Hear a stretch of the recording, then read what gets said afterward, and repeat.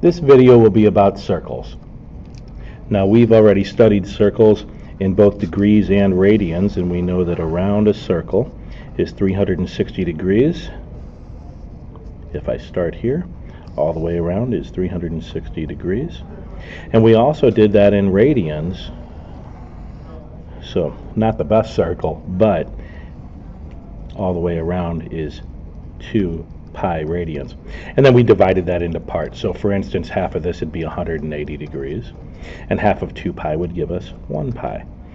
And half of 180 would give us 90 degrees, and half of pi would give us pi over 2 radians. So we went around the circle in both radians and degrees. But that's not what we're looking at today. Today we're going to be looking at finding areas of sectors and lengths of arcs. So to refresh your memory, the area of a circle, if I make this 5, instead of the unit circle I'm going to make it 5 units long, then the area of the circle is pi r squared, which would be 25 pi when I plug 5 in for r. And the circumference of the circle, which is 2 pi r, and you need to know both of these formulas, there's no doubt about that, that would equal 10 pi. Now some people remember this differently. Instead of the circumference is 2 pi r, 2 times the radius is the diameter of the circle, a radius going halfway, a diameter going all the way.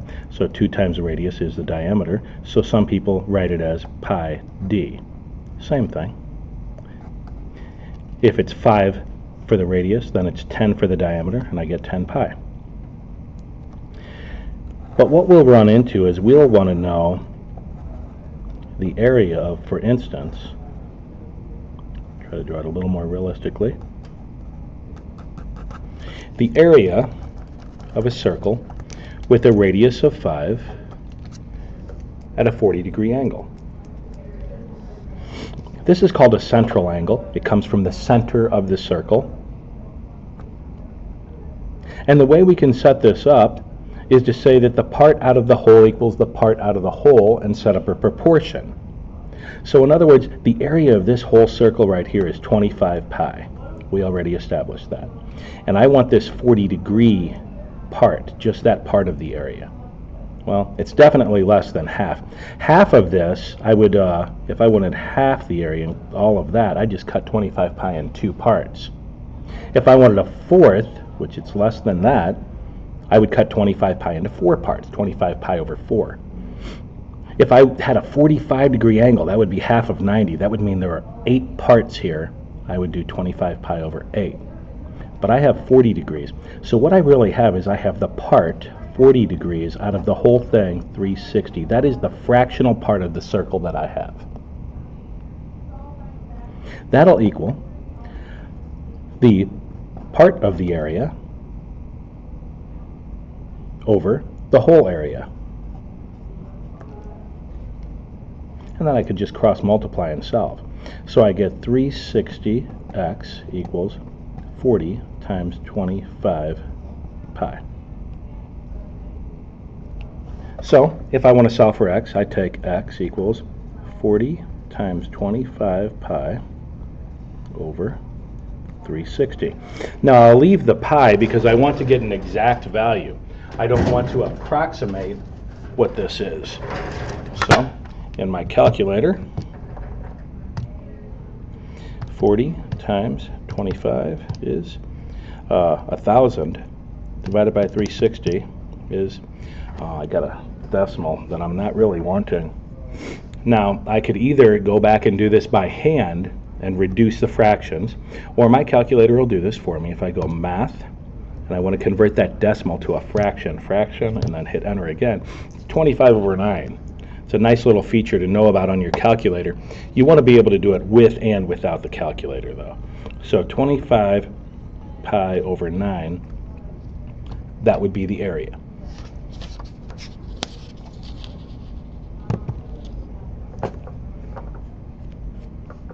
Now, another thing people want to know is how far it is from here to here lengthwise.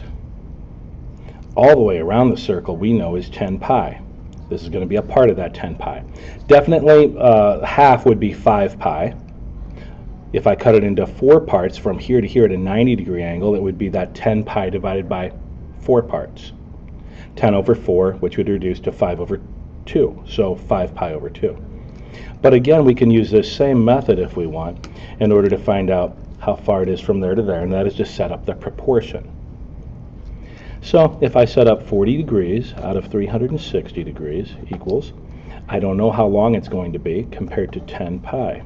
The part out of the whole equals the part of the circumference out of the whole circumference. And again, we'll cross multiply, and we get 40 times 10 pi equals 360x. That gives me 400 pi equals 360x. So x equals 400 pi divided by 360. I guess I can slice some zeros there. And 4 goes into 40 10 times. 4 goes into 36 9 times. This time I did it by hand instead of with the calculator. So x equals 10 pi over 9. A weird number, but that's exactly what it is from here to here. That is the distance, the length of the arc. So this right here is the area of a sector, and this right here is the length of the arc. Now, when we talk about the length of the arc, if I put this point as A and this point as B, then what I call that is arc AB. And if you see arc AB, that means the length of it. It means how long it is.